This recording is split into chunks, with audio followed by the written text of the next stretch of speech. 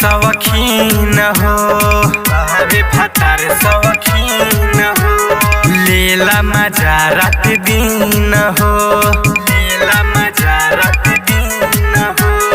बाबे भतार शौकीन हो, लेला मजा रात दिन हो। दुइये हो दिन पर रोजे खोदाई करेला,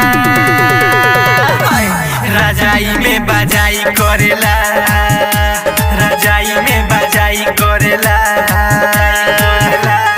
धोअल बर्तन के खूबे मजाई करेला,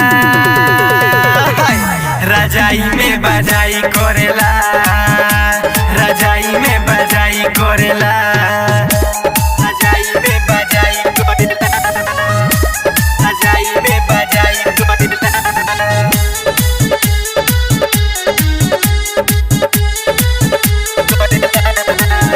इने पाला गिरे चाहे पानी हो, करेला मन मानी हो, करेला मन मानी हो। रोज देहिया के करेला हानि हो, अब कबले रही सिरहानी हो। हाथे में लेके शैम्पू मजाई करेला, रजाई में बजाई करेला, रजाई में बजाई करेला,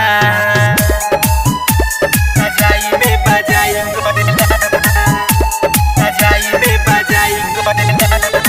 खुशबू रिकॉर्डिंग स्टूडियो कहला बिशनपुरा बाजार।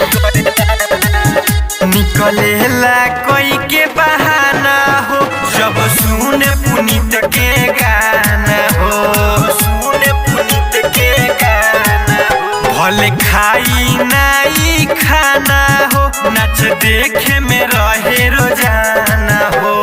राइटर अमीर अब नाही लजाई करेला, रजाई में बजाई करेला, रजाई में बजाई करेला।